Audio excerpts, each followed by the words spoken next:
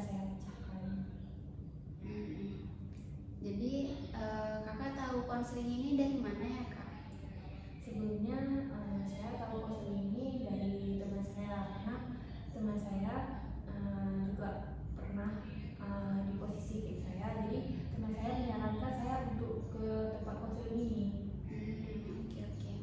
Jadi sebelum lebih panjang lagi ceritanya, saya perkenalkan diri dulu ya kak.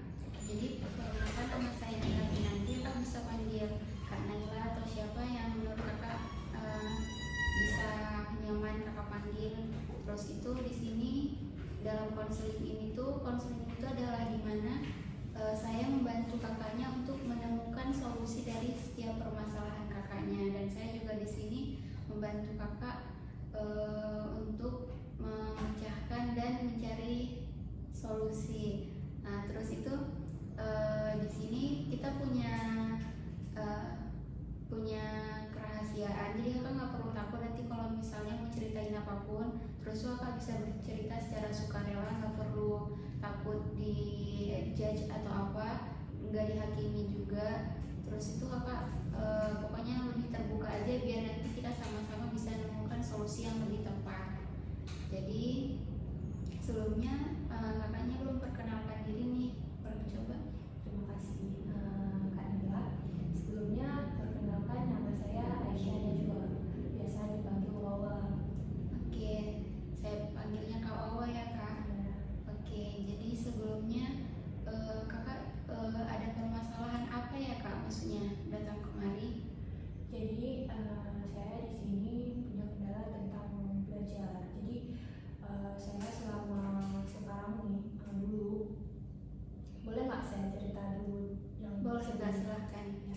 Jadi dulu saya tuh kalau sekolah pasti saya dapat juara, ataupun saya sekolah pasti dapat ranking, dan saya nggak pernah menunda-nunda tugas. Tapi semenjak saya lulus sekolah dari SMA, saya masuk kuliah, saya nggak tahu ya, mungkin karena kalau di rumah mungkin ditanya sama orang tua saya udah buat atau enggak, tapi kan karena saya di sini jauh dari orang tua, saya malas sekali membuat tugas, karena mungkin gak ada yang suruh, pas tiba-tiba datang ke sini langsung kayak keenakan tiduran kayak gitu, tapi tugasnya terkerjakan, tapi saya nggak kerja misalnya hari Kamis dikasih sama dosen tugasnya, tapi saya nggak kerjakan pas hari Kamis tersebut, tapi saya kerjakan pas hari deadline-nya. Misalnya deadline-nya sini, saya baru kerjakan itu, tapi pas saya mengerjakan pas deadline itu, perasaan saya kayak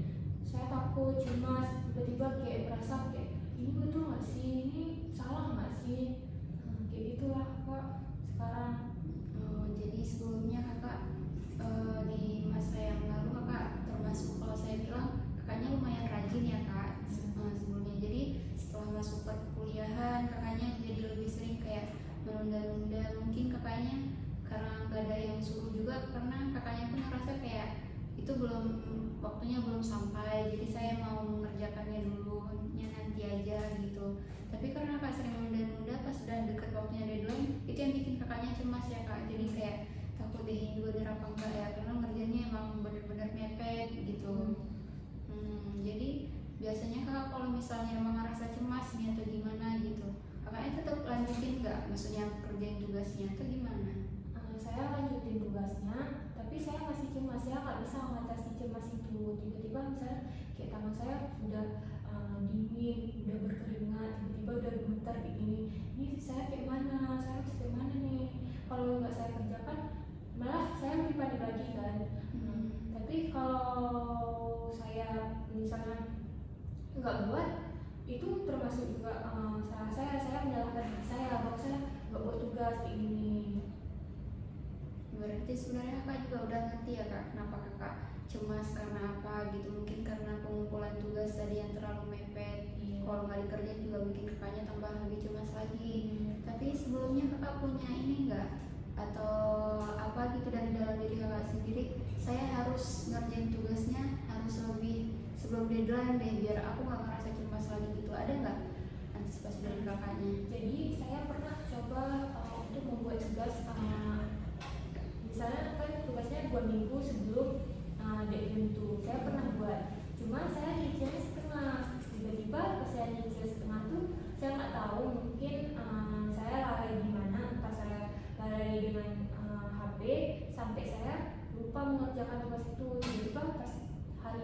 kawan saya nanya, kamu udah siap belum tugasnya?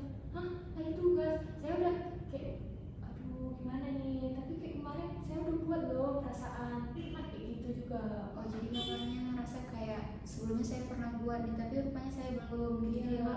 lupa ya gitu ya kak. Oh itu termasuk saya paham kak, jadi kayak seakan-akan rasanya kayak apalagi itu kejut ya kak, membuat kakak mungkin semakin takut gitu. Jadi sebelumnya kakak punya nggak pengalaman yang bikin kakak ini ngerasa, mungkin saya rasa cemas itu bukan karena kakak takut dari itu juga, mungkin ada beberapa hal yang bikin kakak cemasnya itu emang apa ya, jadi kebawa ke tugas-tugas kayak gitu. Ada nggak pengalaman kakak apa gitu yang buat kakak sering cemas selain bertugas gitu? Saya pernah kayak kawan saya ini, kawan tempat tinggal saya ini kayak misalnya dia nggak tahu ya, orang kan beda-beda cara bercandanya, saya nggak tahu. Dia kayak misalnya saya kan tinggal di tempat yang ramai lah, satu komunitas situ, jadi saya tinggal situ. Di tempat itu pasti ada sanksi dari apa yang kita perbuat. Saya pernah kemarin tuh telat pulang, habis itu dibilang sama dia, awas dia itu nanti pasti dilaporin ke apa tuh, ke pemilik komunitas tersebut. Bahwasannya takutnya nanti dikeluarin kayak gitu. Pokoknya dia kayak menakut-nakutin saya di situ. Saya bilang jangan kayak gitu, aku takut orangnya, aku nggak bisa, aku kepikiran. Dia bilang nggak bisa kayak gitu. Habis itu dia cuma ketawa, bohong hai. Habis itu ya saya pikir bahwasanya saya nggak bisa di yang kayak mana kita bilang, Diajak bercanda ya ya. diajak bercanda yang kayak gitu, karena saya orangnya cepat cemas. Jadi saya nggak bisa atasin cemas itu. Saya kalaupun saya bisa atasin itu dengan nangis untuk menenangkan diri saya.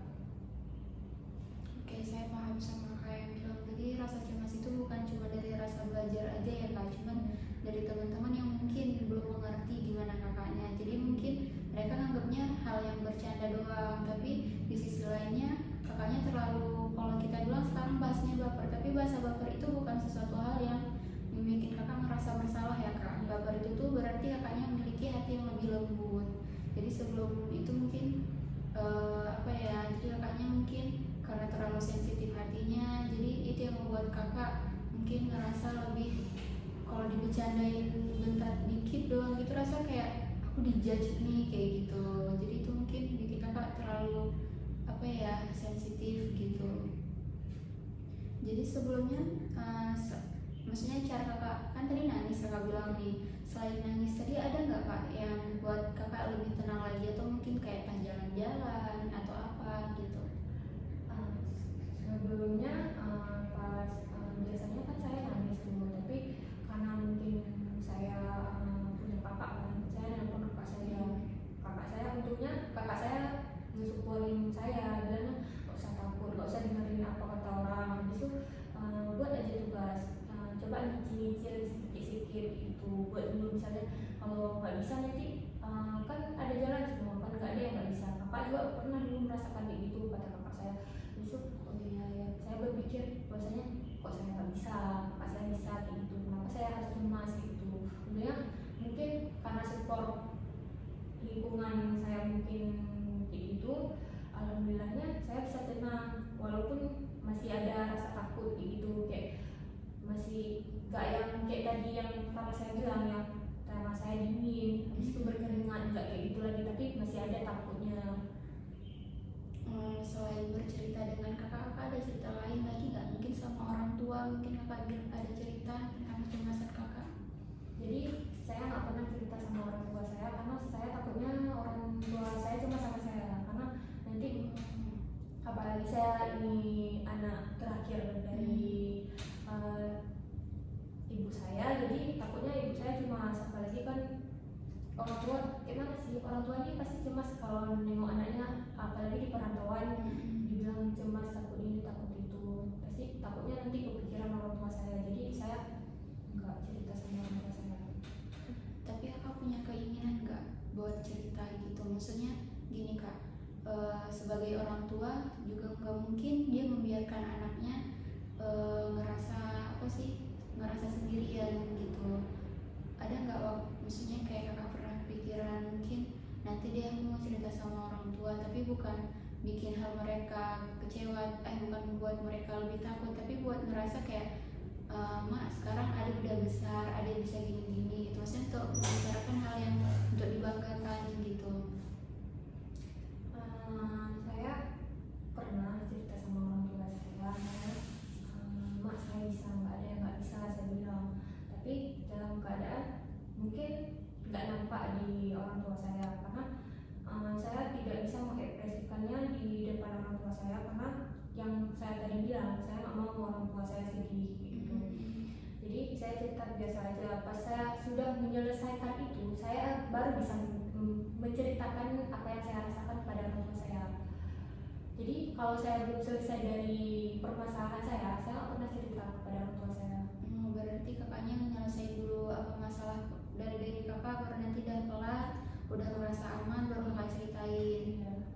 Oke, saya ngerti sih kak. Maksudnya berarti selama ini tuh kakak ngerasa kayak aku harus nahan dulu nih, tunggu sampai selesai baru bisa gitu. Berarti kakaknya udah cukup hebat ya kak. Maksudnya udah bisa bertahan gitu tanpa dukungan orang tua sebelum itu. Tapi dengan adanya kakaknya dari kakak itu membuat kakak ngerasa kayak walaupun aku gak cerita sama orang tua, aku masih punya kakak yang dengerin aku cerita. Jadi itu juga buat kakak ngerasa lebih aman ya kak. Tapi kalau dari lingkungan pertemanan nih kak, kayak tadi kan kakak bilang ada kayak sedikit apa ya, sedikit apa kita bilang bercandanya itu kurang masuk di kakaknya, jadi kakaknya mungkin karena sensitif gitu. Tapi ada nggak beberapa hal mungkin yang temennya itu emang bikin kakak tambah down gitu, jadi kayak membuat kakak kayak ingin gimana ya, bikin kakak merasa lebih khawatir gitu. Ada nggak kak? Yang kawan yang bikin down atau yang kawan bikin semangat? Dari downnya dulu baru ke semangatnya. Sebenarnya kalau yang down itu ada, tapi cuma nggak yang parah-parah kali juga, tapi ada. Tapi kalau yang semangat ada juga. Tapi menurut kakak lebih balance yang mana nih? Yang bikin down apa yang bikin semangat? Biasanya sih yang bikin down ya, karena kan udah saya bilang bercanda tuh, saya nggak tahu kan orang kan beda ya cara menjawabnya, saya nggak paham. Tapi ada juga yang mungkin seiring berjalannya waktu saya udah biasa aja, saya nggak percaya gitu, udah dia kayak gini cara mainnya sekarang, udah cara ngomongnya emang suka bercanda kayak gitu, saya yang nggak peduli lagi sekarang, yang udah biasa-biasa aja untuk biar saya nggak cepat cemas. Jadi itu jadi kakak udah bisa membranding diri kakak sendiri ya, untuk nggak ini orang ini udah bercandanya ginian, aku nggak apa-apa nih, aku udah aman gitu. Berarti itu termasuk cara kakak untuk melindungi diri kakak. Itu udah saya ngerasa itu mungkin udah lumayan bagus untuk diri kakak sendirinya. Terus kalau untuk teman yang penyemangatnya gimana tuh kak? Teman penyemangat ada juga pas kan saya kuliahnya di UIN kan. Pasti kan ada yang masuk apa tuh ma'had lah, pokoknya itulah ma'had tuh yang dulu asrama tuh untuk setoran hafalan gitu. Jadi saya pernah duduk 3 bulan di asrama. Jadi saya kan orangnya nggak bisa yang belajarnya langsung cepat tangkap. Jadi saya harus belajarnya itu minimal dalam 1 minggu tuh 3 kali saya hafal kayak itu baru masuk. Habis itu saya bilang sama kawan saya nih, saya nggak bisa, saya kayaknya ragu, kayaknya saya takut nggak lulus nih. Kalau nggak lulus ma'had itu kan otomatis kita dulu lagi sih itu kan 1 bulan lagi. Kayaknya aku nggak bisa lah, ini kayak mana, aku bilang. Terus untungnya kawan saya ini bilang begini, nggak usah takut ya, aku juga nggak bisa, tapi coba kita usahain dulu, kata dia. Coba kita ulang-ulang, aku simak punya K, nanti K juga simak punya aku. Karena dia bilang kayak gitu, kayak aku rasanya kayak tiba-tiba yang akunya pertama doang takutnya nggak bisa, tiba-tiba jadi semangat pas hafalan tuh. Ternyata dari semangatnya yang disemangati sama kawan aku tuh aku bisa nyelesain setoran hafalan tuh dalam 1 minggu. Berarti kakaknya udah termasuk ini ya, maksudnya berarti kakaknya udah hebat gitu kakak. Kayak dengan adanya support system dan kakaknya pun ngerasa lebih percaya diri karena kawan aku belum bisa pasti aku bisa gitu. Itu udah hal yang bagus ya kak. Tapi sebelum itu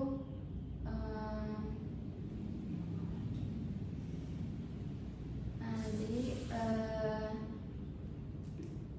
ntar deh, apa lagi Jadi kalau langsung itu nanti potong.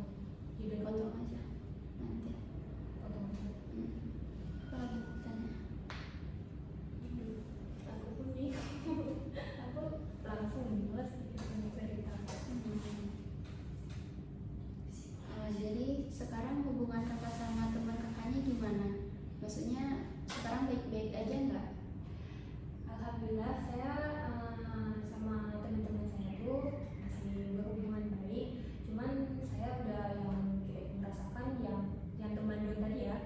Kalau yang teman Don tadi itu saya sudah bisa menerima dia kayak gitu karakternya kan. Semua orang kan nggak sama ya kita harapkan kan. Pasti ada beda-beda wataknya. Jadi dia ini wataknya suka bercanda, tapi bercandanya ini ada yang nakutin orang, ada yang bercanda biasa aja. Jadi saya beranggapan bahwa kawan saya ini dia suka bercanda. Jadi saya udah biasa aja sama dia. Jadi sekarang ini saya teman baik sama dia. Cuman ya kalaupun dia bilang misalnya bercanda-bercanda tuh saya udah biasa aja, saya udah bisa menerima dia. Kakaknya kalau boleh tahu, kalau sama teman itu maksudnya pertemanan kakak itu banyak nggak? Kawan-kawan kakak itu banyak nggak? Teman saya tuh alhamdulillah lumayan banyak, tapi kalau kita bilang punya yang dekat kali pun itu ada, cuman nggak yang dekat yang kita bilang kayak sahabat tuh nggak ada. Berarti cuma kayak sekedar teman ya kak gitu. Kenapa kakaknya nggak, maksudnya apa emang gak punya atau kakaknya takut nih mau mulai dengan teman yang baru gitu, takut dikecewain atau apa gitu? Takut dikecewain. Jadi kakak sebelumnya pernah punya teman dekat gitu ya kak? Jadi sebelumnya saya punya kawan dekat sama saya, tapi ada satu masalah tragedi dulu, jadi saya jauh sama dia. Kalau boleh tahu, boleh kak diceritain? Boleh. Jadi saya dulu di kampung punya satu sahabat. Jadi dia tuh adik adik lah kan, beda 1 tahun beda. Jadi saya punya sahabat sama dia tuh. Saya udah berteman dari kami kecil, dari kelas 4 entah kelas 3 SD. Saya udah bersahabat sama dia. Tapi karena pas SMA saya punya tragedi sama dia, saya ditabrak berdua sama dia. Jadi habis ditabrak sama orang tuh saya udah nggak pernah ngomong sama dia. Entah dia takut karena kejadian itu, entah apa saya nggak tahu, dia menjauh dari saya.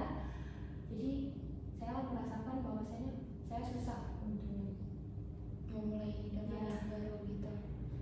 Oke kak, berarti itu bikin kakak ngerasa kayak jadinya tuh bukan rasa kecewa atau gimana kak, jadi kayak trauma ya, gitu. takut ditinggalkan. Itu Habis itu pas jumpa nggak yang kayak dulu lagi sama dia cuma ngomong say hi, kayak teman yang udah nggak lagi gitu, say hi, kayak gimana kabarnya, baik gue bilang. Habis itu dia nggak yang kayak dulu lagi. Kalau dulu kan apapun permasalahannya dia yang paling tahu kita kan. Tapi sekarang jadinya kayak asing gitu ya kak.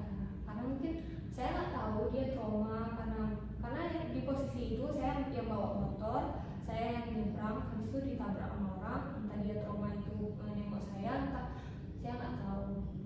Kakaknya tapi nggak ada ini nggak kak, maksudnya dari dalam hati kayak aku kayaknya harus ngajak dia ngobrol deh kan, sayang gitu loh, kurang deket gitu. Pas awal pertama kali kejadian tuh dia ada samperin dulu ke rumah saya karena posisinya saya yang bawa motor, saya yang banyak di pas itu. Dia cuma kayak nggak tahu ya bahasa Indonesia apa tuh, yang dia duduk tapi dia nggak bisa masuk diurut karena dia keduduk di situ karena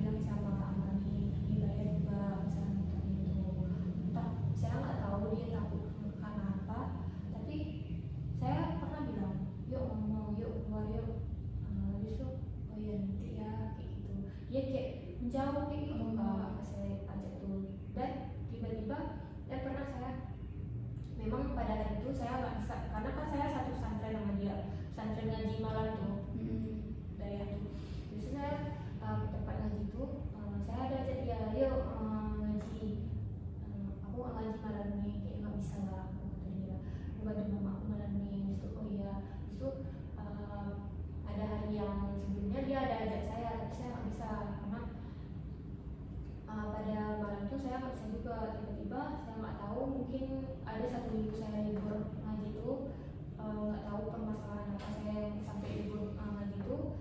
Habis itu dia pernah ngajak-ajak saya tapi saya lupa balas gitu kan, wajar kan chatnya tenggelam. Habis itu nggak tahu tiba-tiba dia pindah tempat ngaji. Dan Pindah tempat ngajinya tuh kakak ngerasa gara-gara kakak atau emang udah seharusnya dia pindah tempat ngaji gitu? kayaknya gara-gara saya lah, karena mungkin pas diajaknya dia nggak ada kawan yang Deket lagi. dekat lagi. Habis itu dia pindah. Tapi kalau misalnya saya di posisi kakak, saya mungkin emang ngerasa kayak itu salah saya sendiri. Tapi di sudut pandang lain, saya mungkin ngerasa gini, teman kakak itu malahan yang dia bukan takut sama kakaknya, cuman lebih kayak gimana ya, kayak dia nggak enak itu kan kendaraan kakaknya ya. Jadi mungkin dia kayak takut gitu, maksudnya takutnya itu bukan takut karena gimana sih, mungkin dia trauma sama kejadian yang di sana tadi tuh. Tapi di sisi lain mungkin dia takut karena kayak mana nih, ini kan tabraknya karena pakai kereta dia kayak gitu. Mungkin dia pun ngerasa bersalah sama diri dia sendiri. Jadi kakaknya pun diri kakaknya sendiri kayak gitu. Jadi mungkin kejadian pembelajarannya mungkin kakak nggak boleh terlalu berlarut, maksudnya jangan terlalu menyalahkan diri sendiri. Maksudnya kayak kalau misalnya emang pengen berteman, kakak nggak boleh maksudnya takut dikecewain atau takut ditinggalkan, karena nggak semua teman itu tuh kalau misalnya kita lagi down atau apa mereka ninggalin. Bahkan mungkin ada yang lebih kayak pas di sisi kita yang down mereka malah merangkul gitu. Cuman kakaknya jangan terlalu menutup hati, kayak ada teman yang mau deketin gitu, kakak merasa ada yang mau deketin, tapi karena kakak ngerasa takut kayak enggak, aku nggak mau deket lagi, takutnya nanti aku kayak sebelumnya ditinggalin lagi. Tapi kakaknya nggak boleh kayak gitu. Atau mungkin emang ada orang yang benar-benar tulus yang kakak juga merasa lebih nyaman, mungkin itu kakak bisa kayak lebih aware, kakak lebih terbuka, jadi itu mungkin lebih nyaman buat kakaknya. Kasih kak sarannya.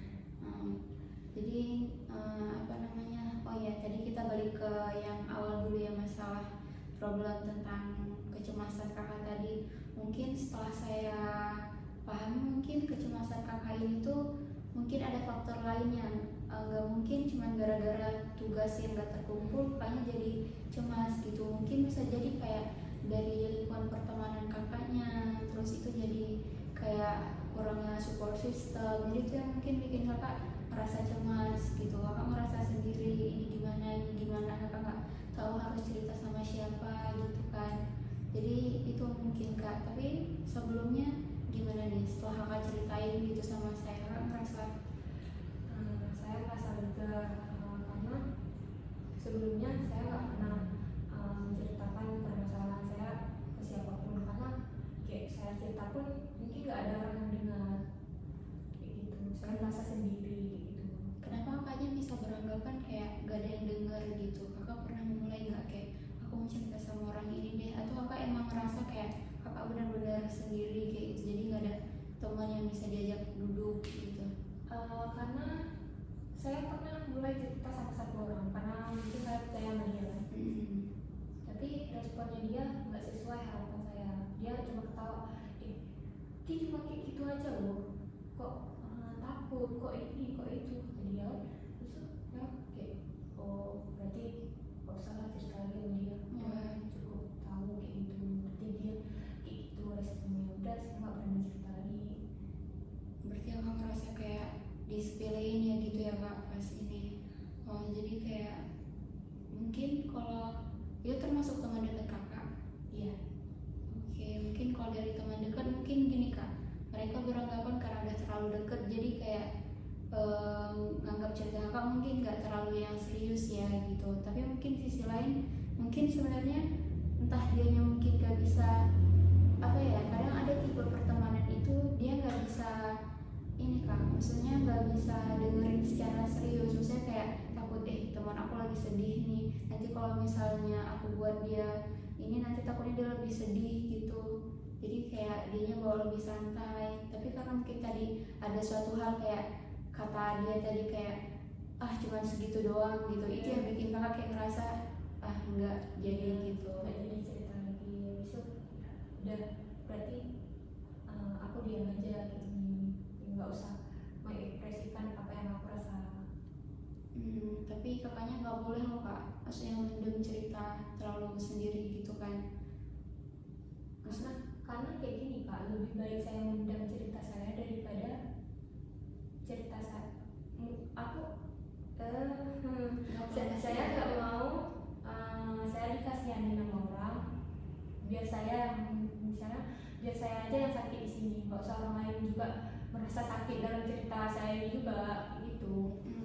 Tapi kak, yang namanya bener-bener teman itu mereka mau loh kayak saling bahagia, saling sedih, saling sakit. Kenapa? Karena teman itu kayak kita jadiin kayak saudara kita sendiri ya kak, yang dimana tapi kakaknya nggak boleh ngerasa kayak aku nggak boleh nyusahin orang lain. Mungkin teman kakak malahan lebih senang dia kayak jadi pas kakak lagi down terus dianya ada, malah dia lebih senang. Oh berarti dia selama ini udah percaya sama aku gitu. Kakak jangan terlalu membatasi dirinya juga gitu. Saya akan mencoba usaha kak untuk tidak membatasin mengungkapin apa yang saya rasakan atau mengekspresikannya. Saya akan coba sedikit-sedikit agar Itu apa? masih lanjut tuh dan itu udah habis.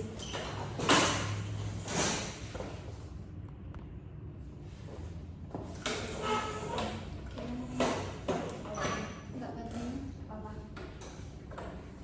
apa tadi? Udah berapa menit? Apa? Udah beres. Jadi saya akan mencoba berusaha kak untuk memulai bisa percaya sama teman-teman saya, dan saya ingin mencoba juga mengekspresikan apa yang saya rasakan juga. Oke, jadi setelah yang saya dengar cerita kakak dari awal sampai akhir, jadi kayak ternyata mungkin sebenarnya banyak problem kakak gitu, yang mulai dari pembelajaran, rasa cemas, terus itu rasa kayak ngerasa sendiri, nggak punya teman. Jadi tuh rasa saya kakak udah cukup hebat bertahan sampai yang sekarang gitu. Jadi mungkin sebagai apa ya, bukan saran sih, lebih kayak dari perkataan dari saya, mungkin kedepannya kalau misalnya emang ada suatu masalah atau apa, mungkin kakaknya nggak mau ceritakan sama orang lain, kakak bisa ceritakan di sini. Kami membuka lebar semuanya, kakak bebas mau ceritain apa aja yang ngerasa kakak bikin hati lebih nyaman, lebih plong gitu. Ya baik kak. Kalau boleh saya bertanya kak. Boleh kak. Jadi kalau misalnya saya ada masalah lagi dan saya nggak bisa mengungkapnya lagi ke teman-teman saya, boleh nggak saya datang lagi ke sini? Itu saya datang ke sini ini ada jadwalnya atau gimana kak? Nanti kalau misalnya kakak emang mau datang, kita buat jadwal kayak ini pun konseling ini kita bisa buat mungkin kan nanti di minggu depannya. Ini kakak jumpa di hari Kamis, kita bisa jumpa di Kamis depannya. Gitu ya kak. Terima kasih banyak kak. Ya, pokoknya kakaknya tetap harus semangat ya kak. Saran dari saya, pokoknya kakak nggak ada yang namanya kakak sendirian di dunia ini. Kakak masih punya banyak kok yang nyayangin kakak, cuman kakaknya sendiri mungkin sekarang lagi pengen sendiri karena takut dikasihanin tadi kan kak. Tapi nggak ada yang nganggapin kakak. Jadi secara maksudnya kasihan itu bukan suatu hal yang buat kakaknya ngerasa risih, seharusnya itu seharusnya kakak bangga, oh berarti banyak yang sayang sama saya gitu. Terima kasih banyak kak. Jadi di sini saya dapat pencerahan, dan dari sini saya juga mendapatkan solusi dari permasalahan saya, karena kakak sudah membantu mengarahkan saya mencari solusinya. Jadi di sini saya akan menjadi lebih baik lagi dari yang sebelumnya. Terima kasih banyak kakak. Ya kak, sama-sama. Makasih juga kakaknya udah berani datang kemari buat ceritain segala permasalahannya. Nanti untuk pertemuan selanjutnya kita bisa komunikasikan lagi. Nanti ada dari pihak administrasi yang akan mengatur penjadwalannya kak. Nanti akan bisa bertemu lagi. Terima kasih kak Ola udah cerita dari awal. Ya, terima kasih juga.